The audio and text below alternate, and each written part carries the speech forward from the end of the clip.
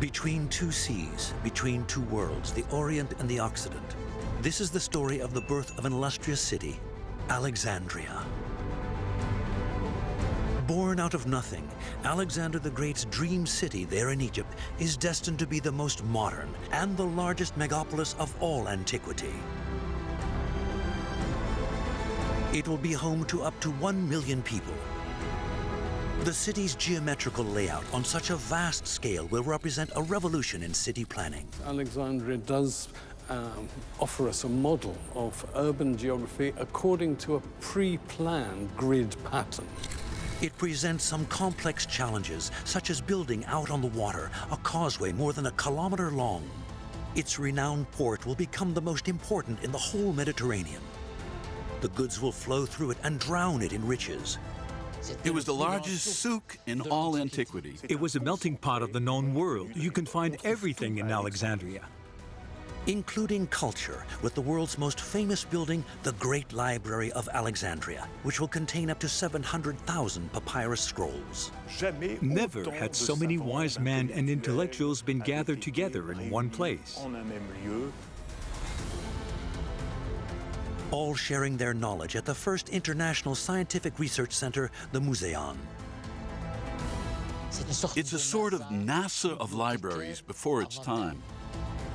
The city will be protected by over 20 kilometers of walls, the longest ramparts in the Western world. The city wall of Alexandria was, by normal Greek standards, enormous.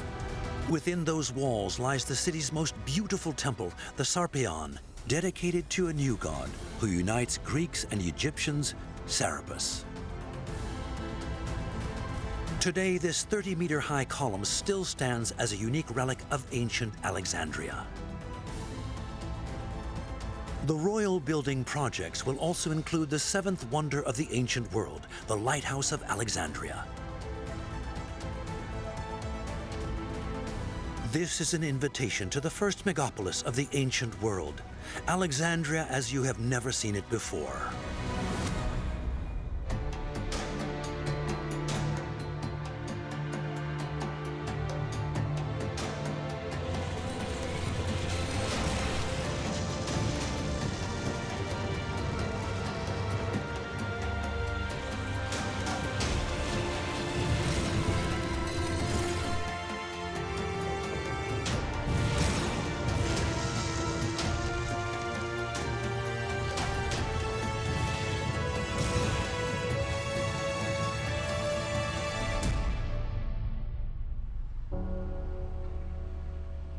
Today, Alexandria has more than 5,200,000 inhabitants, making it the 2nd largest city in Egypt.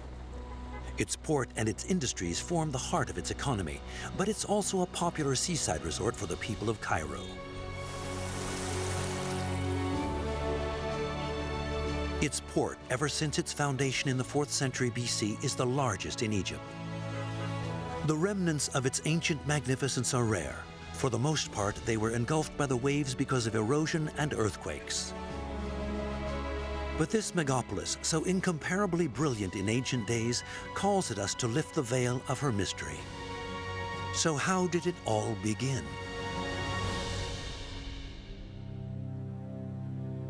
In the 4th century BC, when Alexander the Great first discovers the site to build a splendid capital, it is a poor place indeed. It is located more than 200 kilometers northwest of Cairo, just a simple fishing village surrounded by stinking marshes, and stranded on a lagoon between a lake and the sea. So why build the city of your dreams here? Alexandria is born on the 29th of January 331 BC. The spit of land on which the city is to be built has been carefully chosen by Alexander. Its proximity to the sea has 3 advantages. The city can always be supplied, it can trade overseas, and it can provide refuge from any invasion. And then there's the island of Faros, which fits perfectly into Greek military defensive strategy. An outlying island is an asset that the enemy has to attack before he can conquer the mainland. Alexandria lies between two bodies of water. To the north, the Mediterranean Sea, which gives the city its access to the sea. And to the south, Lake Mareotis, or Mariut, now dry, which was the gateway to Africa, Egypt, and the Nile Valley. I think he wanted to link North Africa much more closely to the network of trade in the Mediterranean. So let's watch the building of Alexandria and witness the birth of Alexander's greatest city, the most beautiful of them all. A gigantic vision conceived fully formed in the dreams of its founder. The architect started by drawing a cross. This is where two very important routes intersect, where the main east-west road from Canopus is crossed by the north-south route. The two of them will feed into a very orderly network of smaller perpendicular streets. The megacity is divided into different districts. With its neighborhoods and regular plots, it forms a rectangle 5 kilometers long by 1.2 kilometers wide that spreads out over a 20-kilometer perimeter. Alexander chose to build his city according to a checkerboard plan. This was the first time this plan was ever used in a city of such importance. In those respects, Alexandria does offer us a model of urban geography according to a pre-planned grid pattern. This map of Alexandria will serve as the model for the foundations of all new Hellenistic cities, as well as for the Roman era. It's an urban vision that's absolutely amazing for its time. The city is born from nothing and created in its entirety, immense, modern, and magnificent. It seems likely that all its elements were constructed at the same time.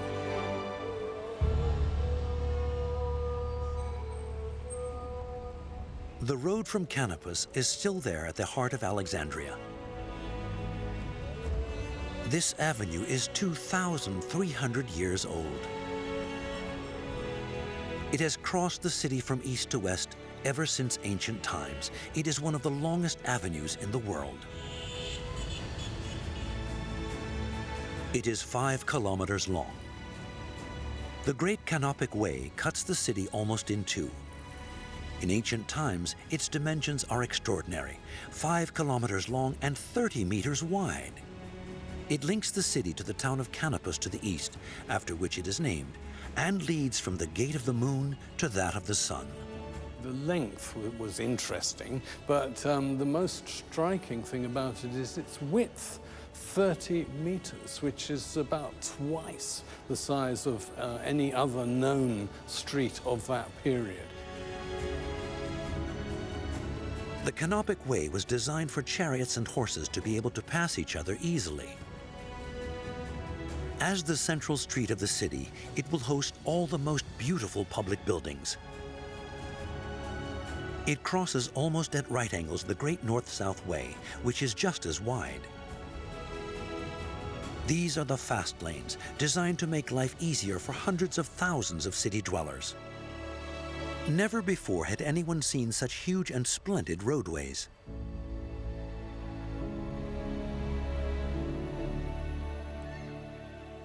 The city will rise from the earth, but it also has an urgent need for fresh water. There is no spring, no river, just swamps.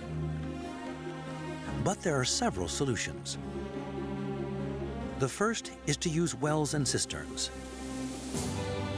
The wells can reach a depth of 6 to 9 meters, but provide water to only a small number of inhabitants. The second solution is to take advantage of the quality of the rocky subsoil, a dune sandstone with the amazing properties of capturing water from the water table. The hard thing, however, is to get that water to the surface. So the engineers dig, in the soft rock, a network of gently sloping underground galleries known as hyponomes. These galleries fill with water naturally, and thanks to the wells going down to them, there will be water for all in abundance. The second phase in solving the problem of water is to build a canal that connects the city to the canopic mouth of the Nile. The westernmost arm of the Nile Delta, some 27 kilometers away. It truly is the hand of man, the genius of the architects and the men who work there, that enables the full benefits of the site to be exploited.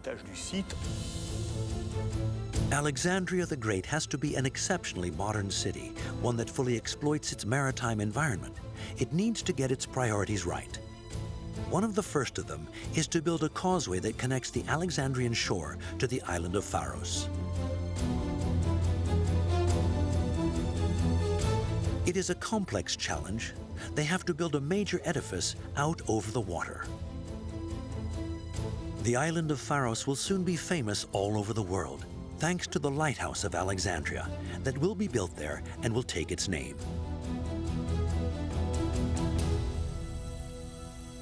These days, nothing is left of the ancient causeway. It has been covered by mud, sand, and earth, and taken over by the modern city. For Alexandria's coastline has changed a lot now since ancient times. Sea levels have risen by 6 meters. Landslides have dragged most of the ancient remains into the sea. And the coastline has been completely altered. It is impossible to make out the dike today, but thanks to new technologies, we can relive the building of that grand construction. Constructing a dike that links the island of Faros to the mainland is a perilous undertaking. There's nothing in Alexandria, no wood, no stone, no drinking water. Everything has to be brought in. Faros is not completely separated from the mainland. It is connected by a natural sandbar and an accumulation of sediment brought in by the waves. So what will the engineers of Alexandria do? They will use that sandbar as a base, shore it up with embankments, and build their causeway on the open top of the emerging mound. Then they cover the surface of the now solid bridge with a stone pavement. They call the dike the Hepta Stadion because it is 1,244 meters long, the length of 7 stadiums, a standard measure of the time. This building of the Hepta Stadion was a massive project. By building this causeway, you divide the vast harbour area into 2, and you therefore create for yourself 2 different sorts of spaces. This Hepta Stadion will divide the natural harbour into 2 marine basins, each with its specialized port.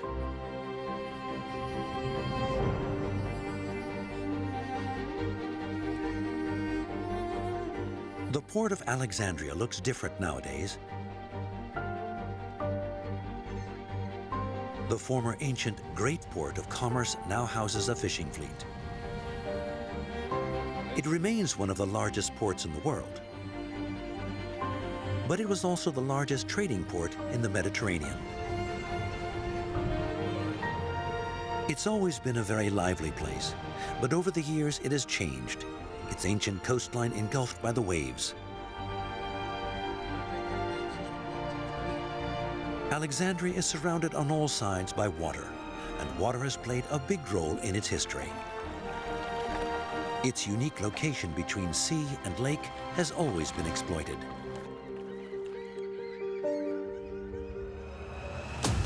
There are several ports, both facing the sea and looking inward towards the mainland. First of all, the Alexandria Maritime Basin is in 2 parts, separated in the middle by the Hepta Stadion, leading out to the island of Faros. 2 openings in the causeway allow passage from one half to the other. The larger western harbor, Port Eunestos, is home to a high-capacity military port. The island of Faros will protect it from the violence of the north winds that blow for 2/3 of the year. This military port will shelter hundreds of triremes.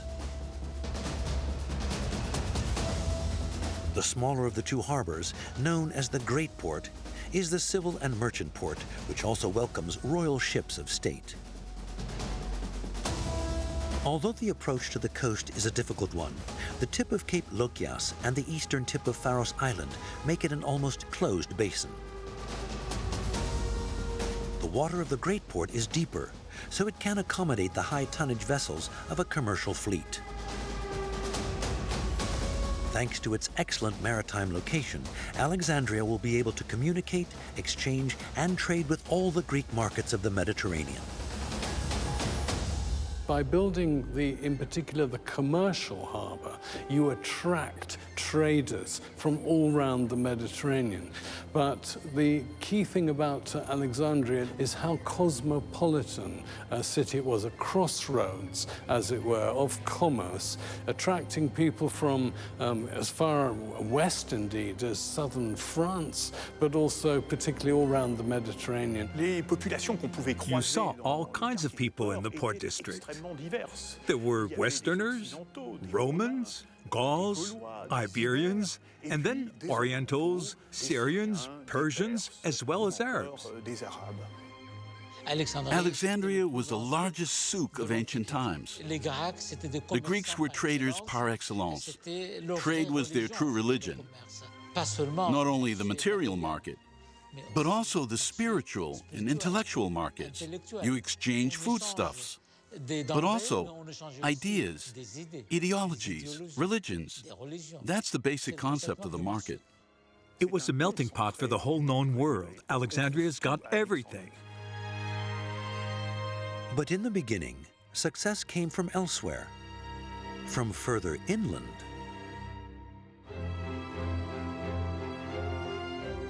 They've built a port to the west in the calm waters of the lake. And it will prove essential since the lake is linked to the Nile, the country's main communications route. The Nile serves all of Upper and Lower Egypt and allows trade not only with the hinterland, but also through its multiple channels with all the provinces of Egypt and the rest of Africa.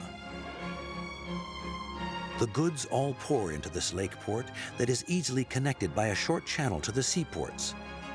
It is speedy, dynamic, and by far the most lively of the ports. From Africa comes gold, ivory, ostrich feathers, and even wild beasts. From the Arabian Peninsula, there are scents of myrrh and incense. There are spices and herbs from India, and even silk from China. Thanks to its ports, the city is at the center of Mediterranean trade, at the crossroads of the East, the West, and Africa. This unique dominant position will place Alexandria between two seas, between two worlds, between East and West, and will cover it with riches.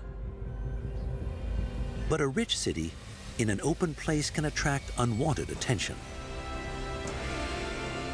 If the city is to be defended, it has to have walls. From the very outset, this is a gigantic operation. There are to be almost 20 kilometers of walls. They are the longest ramparts in the Western world. And a new challenge for the architects of Alexandria. In this district, some fragments of the wall still remain. This Ottoman wall from the Middle Ages is constructed in the same way as in Alexander's time. Through a section of the wall, we can see different layers of stones. The exterior is covered with carved stones, whereas the center of the structure is made of bricks. This brick core was used as a shock absorber to withstand enemy impacts.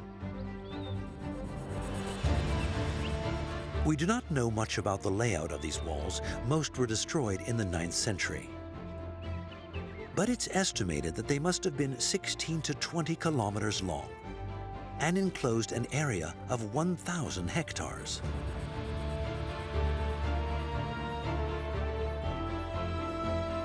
These walls were the admiration of the whole Mediterranean.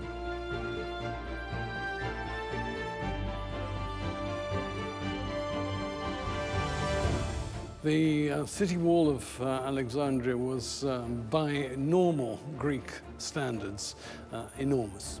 And it was mainly defensive. The idea was that it can resist battering rams, it can resist arrows. These were walls that were 10 meters high, but above all very thick, 7 to 8 meters thick.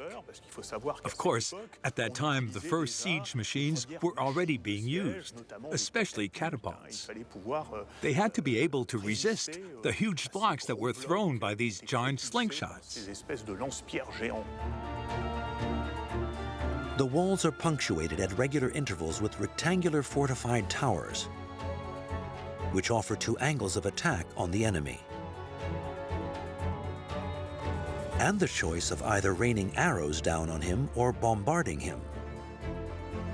Thanks to its walls, Alexandria becomes a fortress, protected by the sea to the north and by Lake Mareotis to the south. The few accesses to the city are narrow and easy to defend.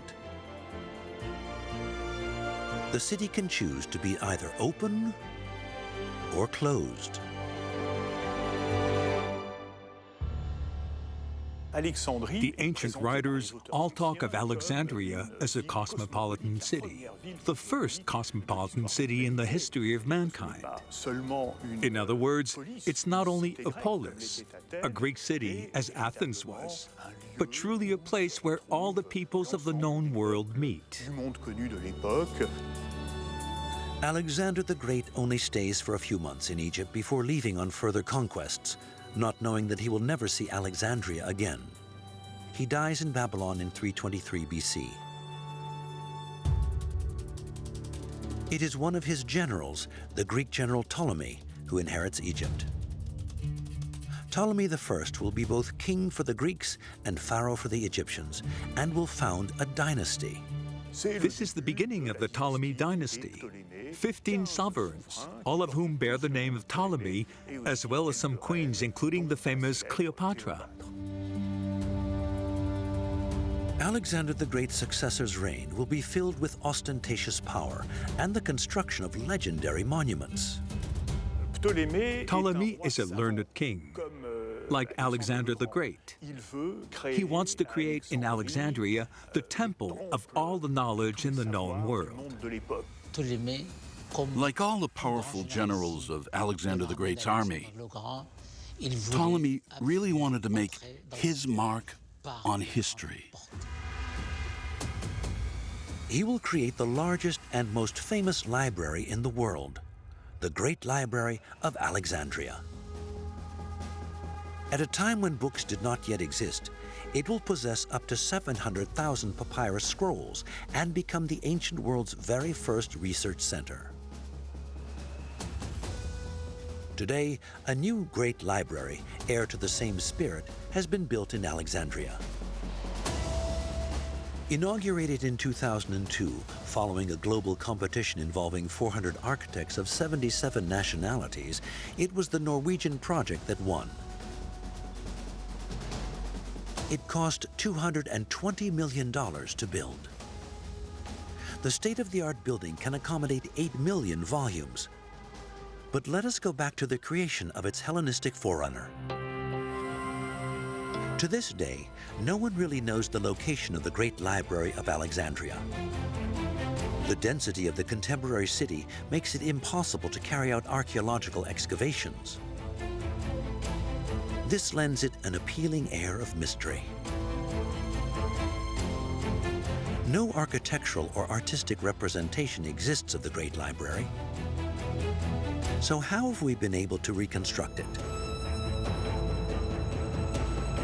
Research carried out by UNESCO provided an architectural basis for the monument. And since the Great Library of Alexandria was of Greek design, basing it on one of its contemporaries, the Library of Pergamum in Turkey, provides this unprecedented glimpse of the splendid building.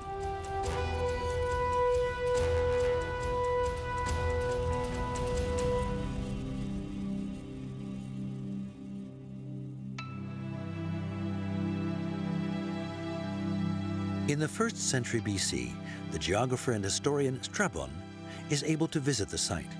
He passes down a few secrets to us.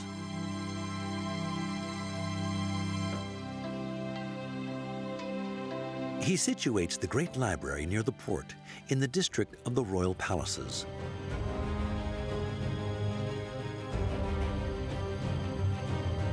And they mainly rely on ships to collect all the encyclopedic knowledge that it will preserve. Its shelves are ready to welcome thousands of books from all over the world and to create a great hub of universal memory. There is no precedent for that. And the emperors, the Ptolemy kings, they had different ways of persuading people to donate. And sometimes it was almost by compulsion. All the vessels moored in the port were obliged to hand over any manuscripts they had in their holds, with the promise they would get them back once they'd been copied. But sometimes it was by a purchase. Ptolemy III, for example, actually paid the Athenians a very large sum of money for copies of the plays by Aeschylus, Sophocles, Euripides. And the story is, but it might be a hostile source, Ptolemy kept the originals and gave back only the copies to the Athenians. The library will grow rapidly. 200,000 scrolls to start with, a further 400,000 under Ptolemy II, and 700,000 more in Roman times. It is the place for learned men to go to pursue their research. From that moment on, researchers and translators came from all over the world to live and work at the Library of Alexandria. And so the library was the world's most important center of culture. There are unmixed scrolls, each of which contains an entire work, and mixed scrolls with only one book or volume of a work per scroll. They weren't made of paper, but of papyrus, a substance made from blades of reeds woven together and compressed. English word and your French word papier, paper, comes from papyrus ultimately. And so this is the Egyptians' great contribution to written civilization, because it was on papyrus that documents going way back 3000 BC in Egypt. Books at that time weren't like they are today, with the binding and pages that you turn. There were volumes or rolls of papyrus that were wrapped around a wooden rod. You had to unroll them to read them. So inevitably, the text that was transcribed on these scrolls was quite limited.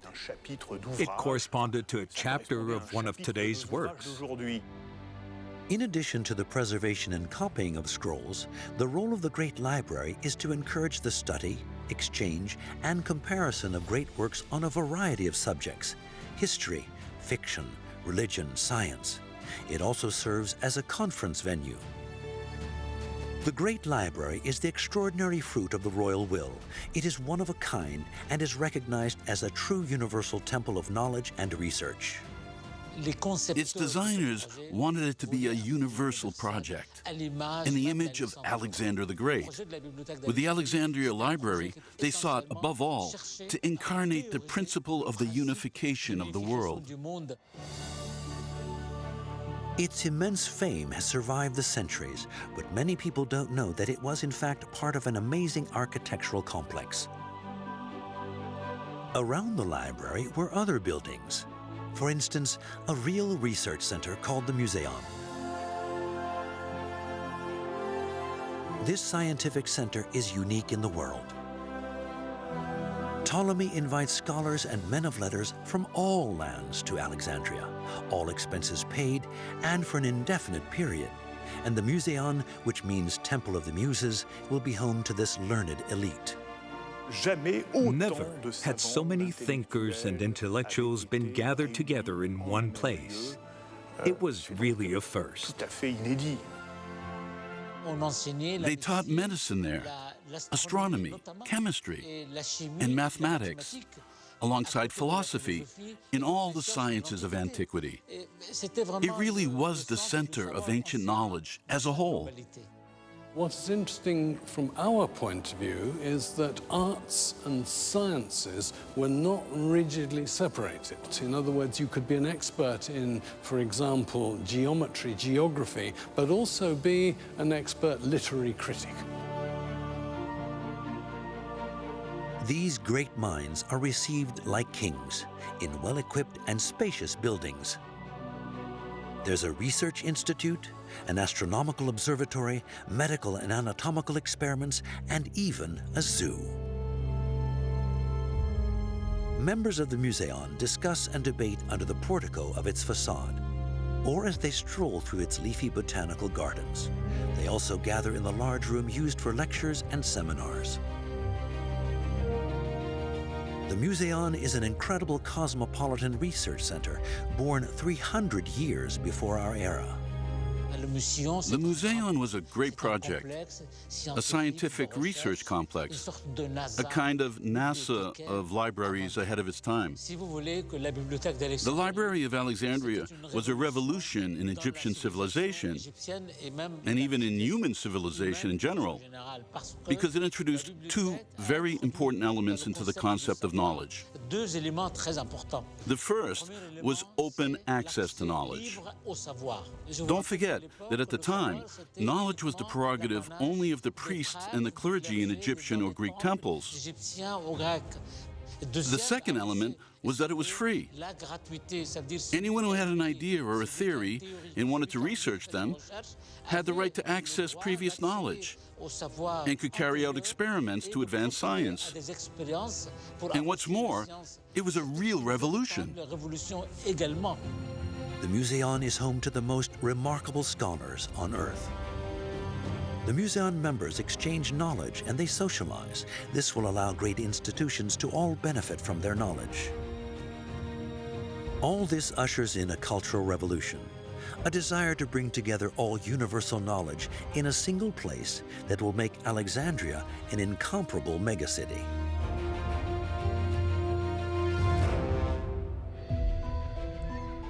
And this cultural revolution spreads. The people too are swept up in it. They will have the right to their own library, a little sister of the great one.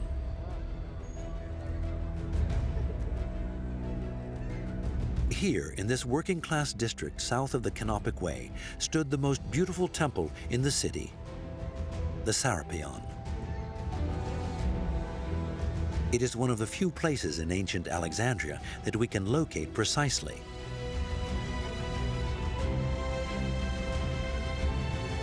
The Sarapion is an astonishing complex. It's not only a sacred place, it serves as a public space as well, and brings together the working classes, the perfect place to install an annex to the great library. The Ptolemies also wanted to pursue a cultural policy aimed at the humble, the most modest. And that's quite a novel thing. They also created a public library, and this is truly unheard of in history. So there's a real will to share culture with the people.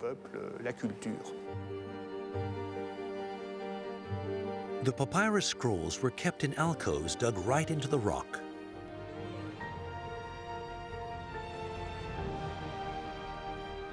This little annex of the Great Royal Library takes in its waste, the doubles or the lower quality copies. Its great merit is to be for everyone, unlike the Great Library, which was exclusively reserved for the royal family and the learned elite. It reveals the great authors to the population through public readings. The Sarapion had more than 42,000 scrolls. People like this public library. They come here to learn at the same time as visiting the largest temple in the city.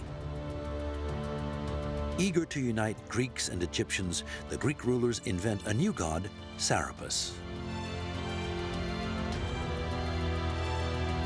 This royal temple, the Sarapion, is dedicated to him. Miraculously, there are still traces of it left. Its remains are gathered in this open-air archaeological museum. The monumental temple was built on an artificial hill. It served as an outlying acropolis here in the most densely populated area of the city. Working-class Alexandrians would meet there 23 centuries ago.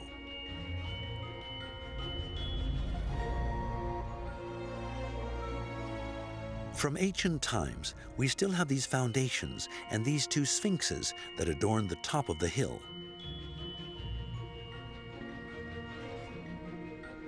but also this column, 30 meters high, a true rarity.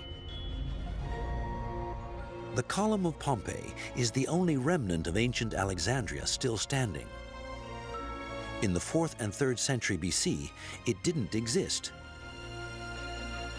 This is where the sanctuary of the Sarapion stood. Initially, it's a simple altar dedicated to Serapis.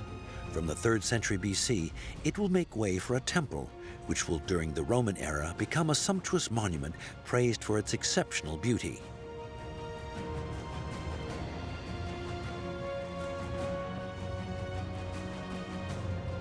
The Sarapion occupies a sacred space of 142 meters by 55 in the form of a rectangular peristyle, a gallery of columns surrounding an inner courtyard in which stands a temple of 11 meters by 21.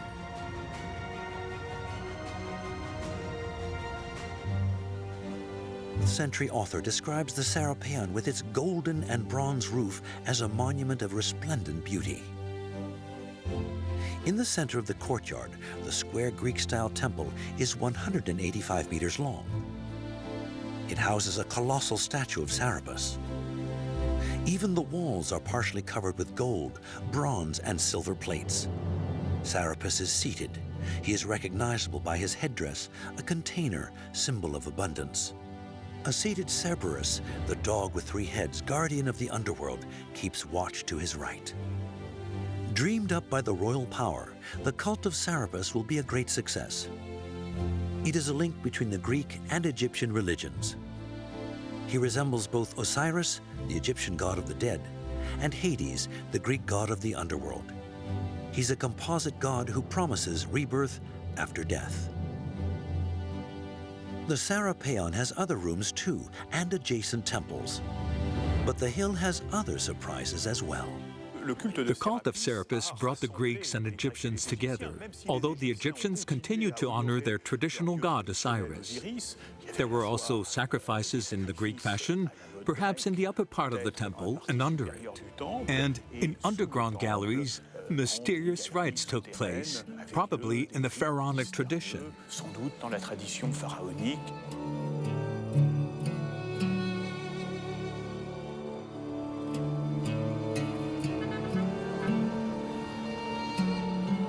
The inhabitants need food for the body as well as for the soul.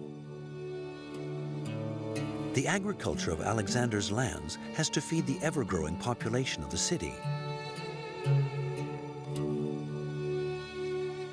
And they invent water machines. The oldest water machine is the shadouf, a nodding machine used throughout the Nile Valley for 2,000 years and first seen in Mesopotamia 1,000 years earlier. It's used to draw water from a well or cistern. It is still used even today. Then there's the more sophisticated sakié, designed in the 3rd century BC. To a vertical wooden wheel is attached an endless chain, equipped with wide-necked terracotta water pots. A horizontal wheel operated by a donkey or an ox turns the vertical wheel.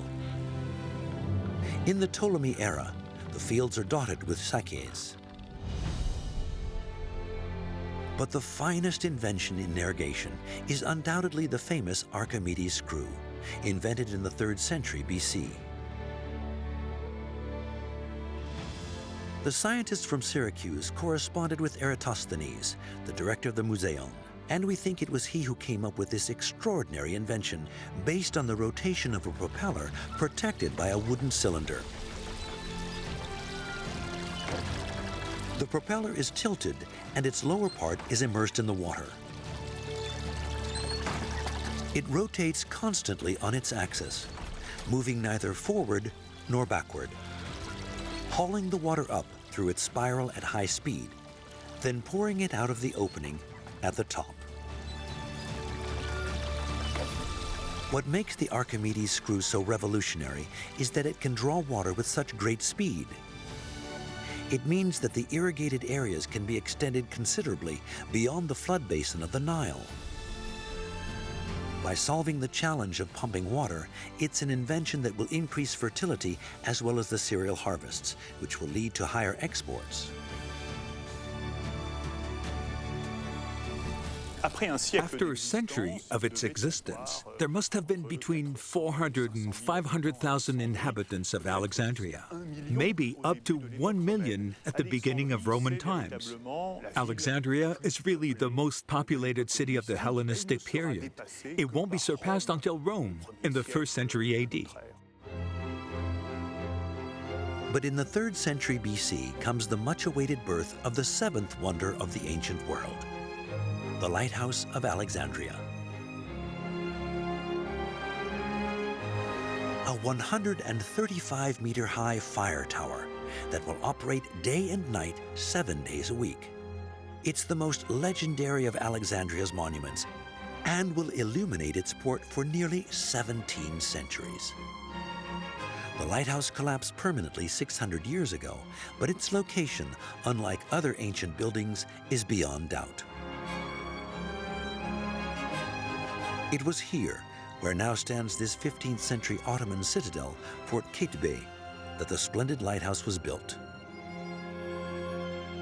This citadel is a model of medieval defensive architecture.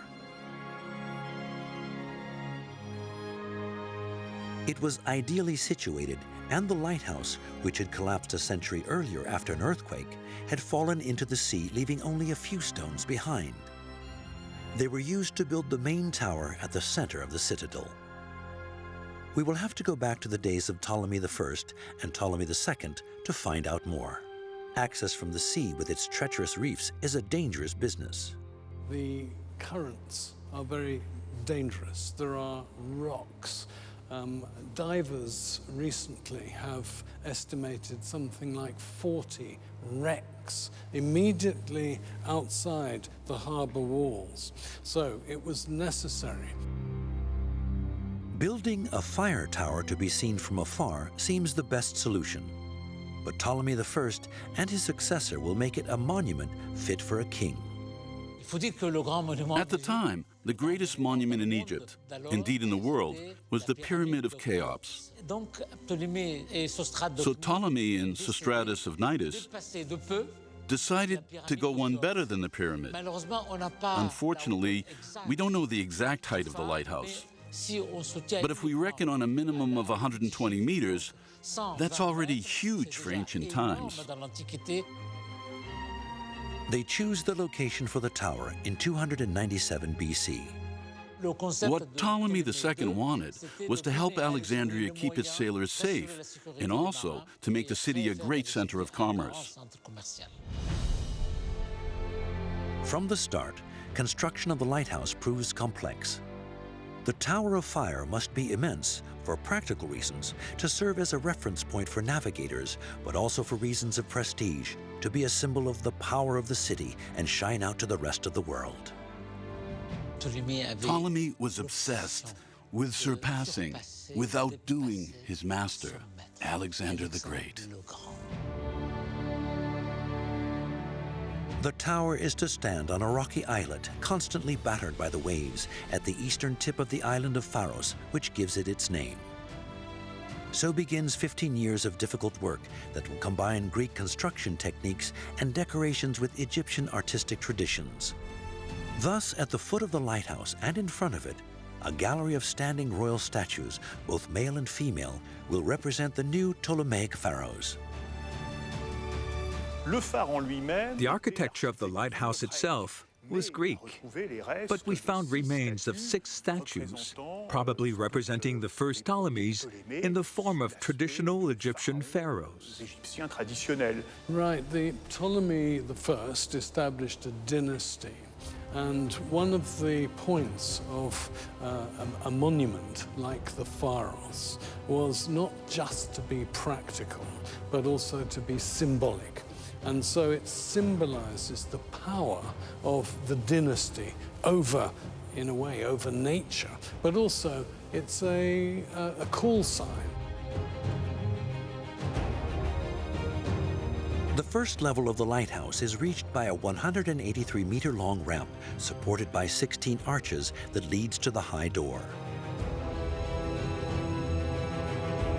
The Complexity of the site must have been immense because of the difficulty of getting the materials the 7 kilometers from the mainland. The really heavy lifting in the literal sense was done by slaves and presumably therefore of Egyptian origin. The lighthouse is made principally of white stone, a local limestone from a quarry not far from the coast. Its particularity is that it hardens on contact with water. The Alexandrian winter is one of the most violent in the whole Mediterranean. Very tough. The stones had to be resistant to terrible onslaughts from the winds. The lighthouse remained standing for almost 1,000 years, so it was very well built and well preserved. Nevertheless, the parts most at risk, such as the corners of the building and the door and window frames, are made of Aswan granite from Upper Egypt. The blocks were assembled using a groove technique in which molten lead was poured in as a damper between the stones. The joints were all so firm that they gave great solidity to the building, which would be beaten relentlessly by the waves on the north side. The base of the lighthouse is a slightly pyramidal square, measuring 70 meters high by 30 meters wide.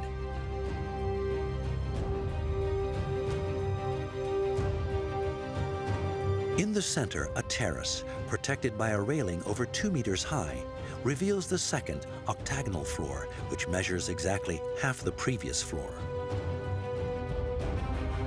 It is the same for the third, circular floor, which is 9 meters wide.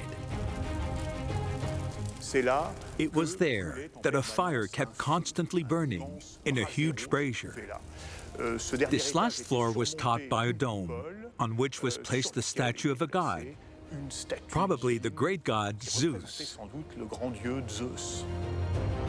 Completed under Ptolemy II, the building stands 135 meters high and is of such magnificence that, from its construction, it is considered the 7th wonder of the world. The speed with which it was built, just 15 years, shows the advanced techniques used as well as the wealth of its sponsor, the Pharaoh Ptolemy I. This beautifully constructed fire tower will light up the world for 17 centuries. And its square octagonal and then cylindrical structure will become a model for the new lighthouses of the Mediterranean coastline.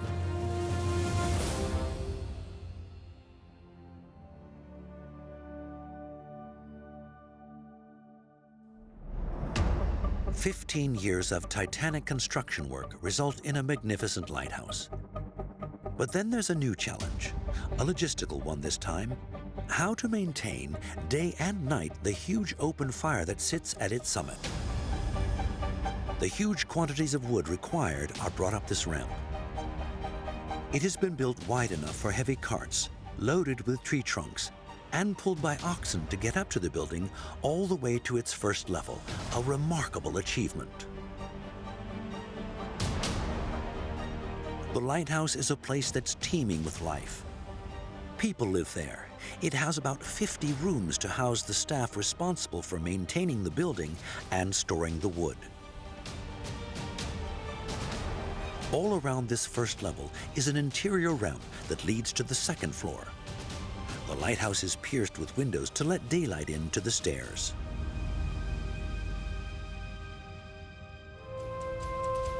Some of the loading had to be done by hand, but most likely there was a lifting system in the center of the tower to reach the upper floors and keep the fire blazing. First, they had to find wood. There's no wood in Egypt. So they had to send out successive waves of ships to look for wood in Lebanon and Syria. And this wood fed the fire pit for 17 centuries without interruption. So we may well wonder how many forests were burned to feed not just the lighthouse, but also its myth.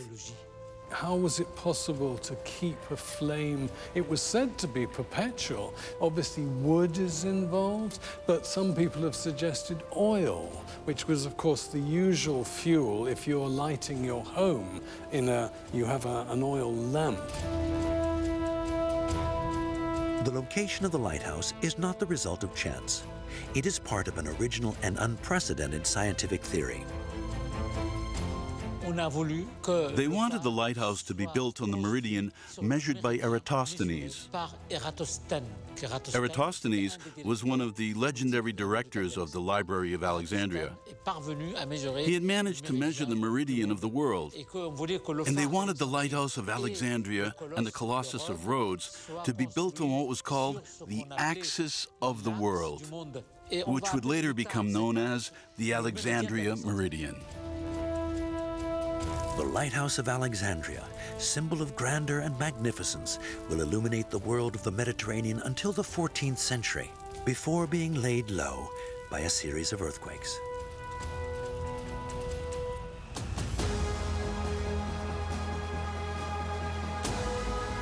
Alexandria the Great, built in the middle of rancid marshland, had become, in less than a century, the greatest city of the Mediterranean.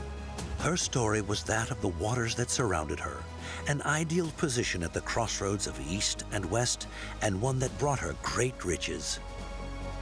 Huge, modern, gleaming white and cosmopolitan like no other in antiquity, it created its own identity. While the beauty of its planning, its great arteries, its temples and its ports, would be equaled only by its openness to the rest of the world. And the monumental achievements of its sovereigns, still shrouded in mystery, will never cease to fire our imagination for millennia to come.